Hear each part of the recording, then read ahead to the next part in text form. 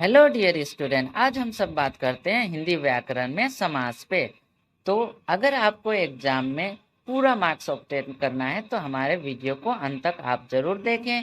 इन्हीं प्रश्नों में से आपको बोर्ड एग्जाम में प्रश्न दिखेंगे समास टॉपिक पे। तो आइए हम सब सबसे पहले जानते हैं समास कहते किसे हैं। समास दो या दो से अधिक शब्दों के मिलने पर जो एक नया स्वतंत्र पद बनता है उसे हम सब समास कहते हैं। तो आइए पहला प्रश्न को पढ़ते हैं।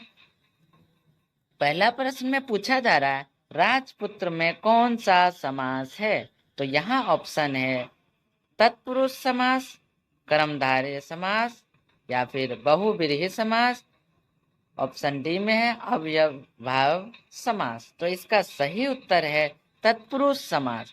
तो अगर आप तत्पुरुष समास के बारे में नहीं जानते हैं तो चलिए हम सब इस पे भी बात करते हैं। आखिर तत्पुरुष समास कहते किसे हैं।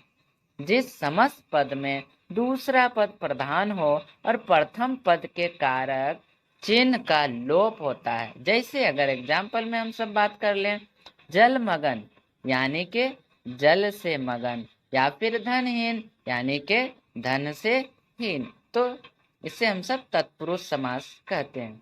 प्रश्न नंबर दूसरा को हम सब देखते हैं। प्रश्न 2 पे चलते हैं। यहाँ पूछा जा रहा है, वीणा पाणिनि में कौन सा समास है। यहाँ ऑप्शन है ए ऑप्शन में तत्पुरुष समास, बी कर्मधार समास, बहुव्रीहि समास, डी में अव्ययभाव समास। तो इसका सही उत्तर है सी बहुव्रीहि समास। तो आइए हम सब बहुव्रीहि समास पे भी बात कर लेते हैं। आखिर बहुव्रीहि समास कहते किसे हैं।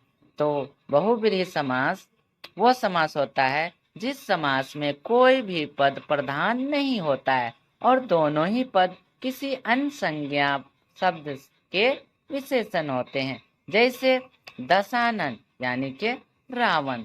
तो इसका सही उत्तर है ऑप्शन सी बहुव्रीहि समास। चलते हैं प्रश्न नंबर तीसरा को देखते हैं। नीलकंठ में कौन सा समास है। इसका सही उत्तर है सी बहुव्रीहि समास। अब हम सब चलते हैं प्रश्न नंबर 4 को देखते हैं। इसमें पूछा जा रहा है, पद्मासन में कौन सा समास है। अगर आप सोच रहे हैं द्वंद्व समास, कर्मधारय समास, बहुव्रीहि समास, तत्पुरुष समास, अगर आपके माइंड में बहुव्रीहि समास आ रहा है तो ये आंसर सही है। पद्मासन बहुव्रीहि समास है। तो हम सब जान जाते हैं एक बार कि आखिर बहुव्रीहि समास किसे कहते हैं। अभी मैंने फिर से बताया, फिर से एक बार रिपीट कर देता हूँ। जिस समास में कोई भी पद प्रधान नहीं होता है और दोनों ही पद किसी अन्य संज्ञा शब्द के विशेषण होते हैं। जैसे दशानन रावण। पांचवा प्रश्न में चलते हैं। तिरफला में कौन सा समास है। ऑप्शन है द्वंद्व समास, अव्ययभावी समास, कर्मधारय समास या द्विगु समास। इसका सही उत्तर है द्विगु समास। तो आइए हम सब जान जाते हैं आखिर द्विगु समास कहते किसे हैं। जिसमें पहला पद संख्यात्मक होता है या संख्यावाचक होता है या जो समुदाय की सूचना देता है उसे द्विगु समास कहते हैं। तो इसमें ऑप्शन है पांचवा का ऑप्शन डी है द्विगु समास। त्रिफला, त्रि मतलब 3 होता है, मतलब कि यहाँ पे संख्या के बारे पता चला, इसलिए द्विगु समास है।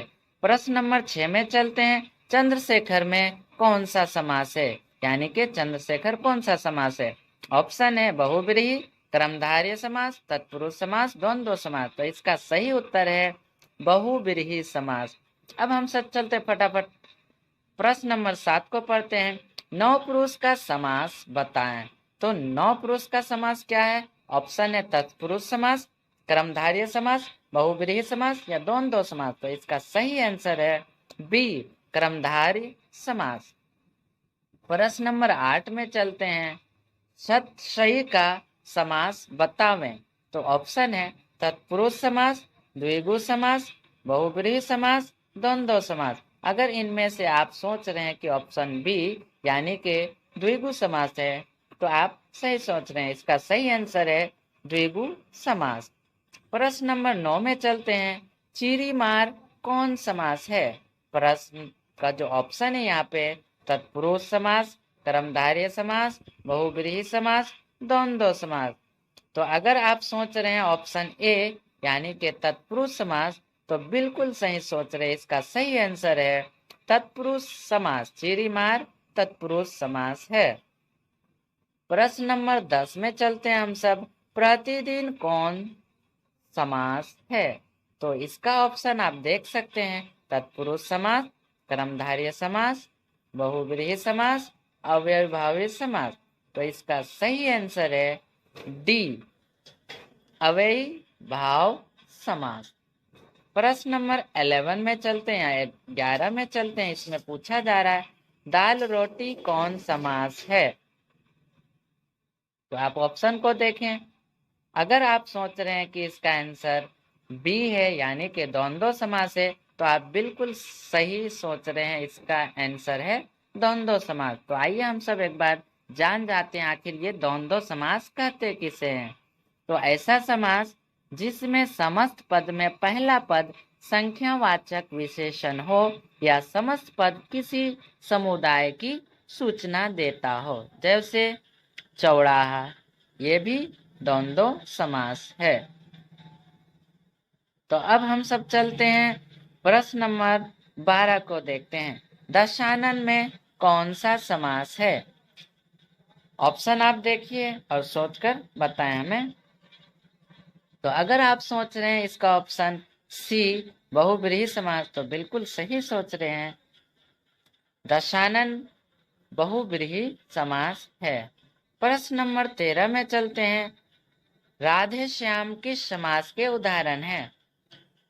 ऑप्शन है द्विगु समास, तत्पुरुष समास, द्वंद्व समास, अव्ययभाव समास। तो अगर आप सोच रहे हैं ऑप्शन सी द्वंद्व समास, तो ये ऑप्शन बिल्कुल सही है।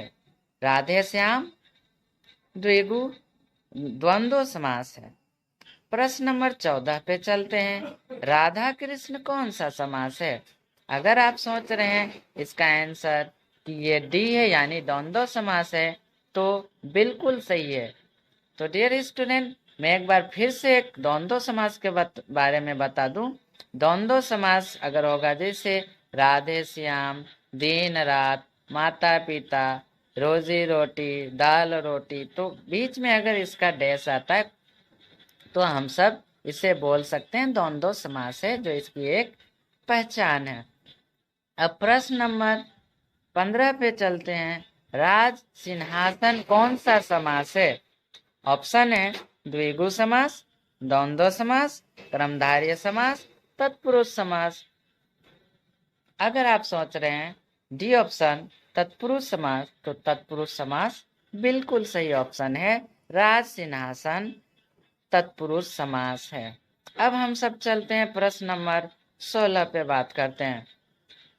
पथभ्रष्ट का सही समास विग्रह कौन सा है? यहाँ पे ऑप्शन ए में पथ का भ्रष्ट, बी में पथ में भ्रष्ट, सी पथ पर भ्रष्ट, डी पथ से भ्रष्ट। तो इसका सही आंसर है डी ऑप्शन यानी कि पथ से भ्रष्ट। प्रश्न नंबर 17 में चलते हैं। चरित्र चित्रण निम्नलिखित में जिस समास का उदाहरण है वो कौन सा समास है? आप ऑप्शन देख सकते हैं। ऑप्शन है द्वंद्व समास, द्विगु समास, कर्मधारय समास, तत्पुरुष समास। अगर आप सोच रहे हैं डी ऑप्शन के बारे में, तो बिल्कुल सही ऑप्शन है वो तत्पुरुष समास। प्रश्न नंबर 18 पे हम सब बात करते हैं। रसोई घर में जो समास है वो है, तो रसोई घर कौन सा समास है, इस पे बात कर लेते हैं। द्वंद्व, बहुव्रीहि, तत्पुरुष या अव्ययभाव। तो इसका सही आंसर है तत्पुरुष समास। देवकन्या कौन सा समास है?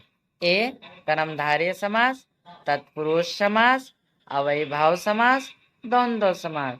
तो इसका सही ऑप्शन है तत्पुरुष समास। 20वां क्वेश्चन पे हम सब चलते हैं।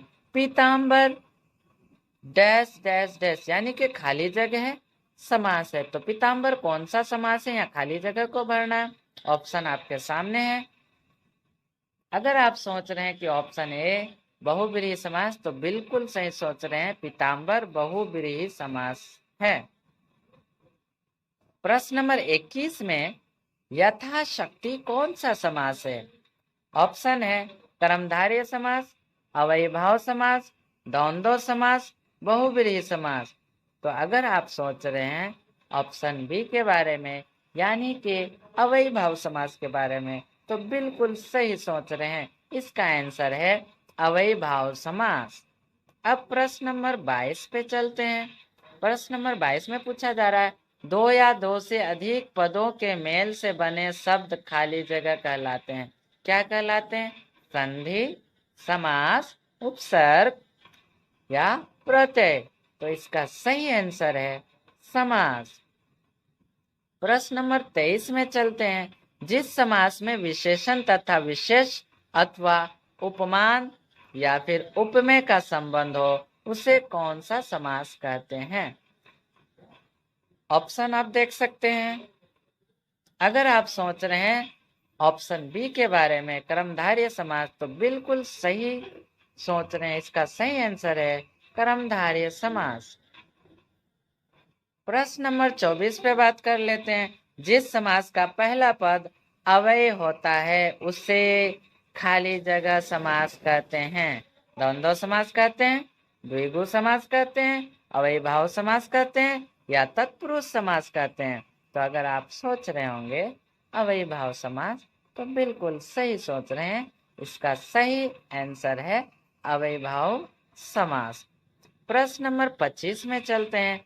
कौन सा शब्द अव्ययीभाव समास है? राजपुत्र, नवयुवक, चंद्रमुख, प्रतिदिन। अगर आप सोच रहे होंगे इसका ऑप्शन के बारे में, अगर डी ऑप्शन सोच रहे हैं, तो बिल्कुल सही सोच रहे हैं।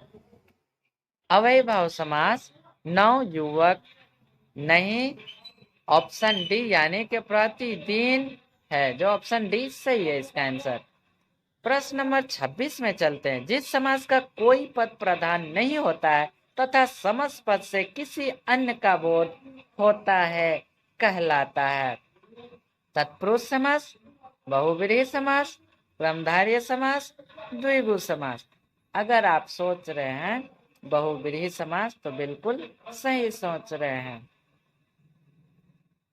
अब चलते हैं प्रश्न नंबर 27 में।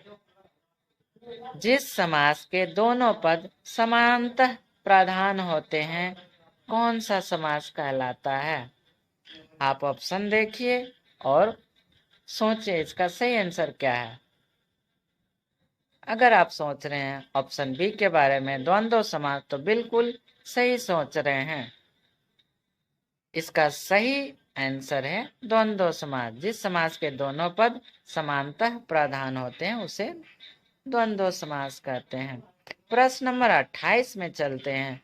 हिमालय समास का उदाहरण है। हिमालय किस समास का उदाहरण है? खाली जगह आपको दिख रहा है, खाली जगह में चारों ऑप्शन में से कौन सा आंसर है, आप सोचें।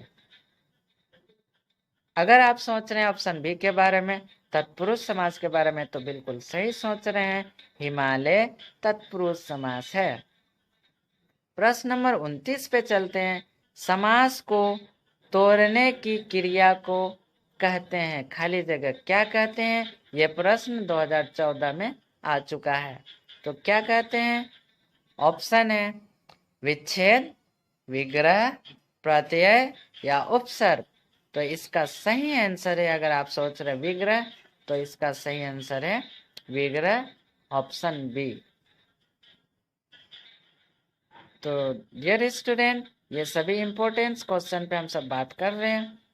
अगर आपको मेरे ये व्याकरण के प्रश्न अच्छे लगे तो आप मेरे चैनल को जरूर लाइक और सब्सक्राइब करें, और दूसरे टॉपिक पे जो क्वेश्चन आने वाला है, तो आप सब्सक्राइब करके बेल आइकन को जरूर दबा लें, ताकि मेरे जो वीडियो नए आएंगे वो आपको वहाँ पे पता चल जाएगा कि इस टॉपिक से वीडियो डाला गया। तो थैंक्स।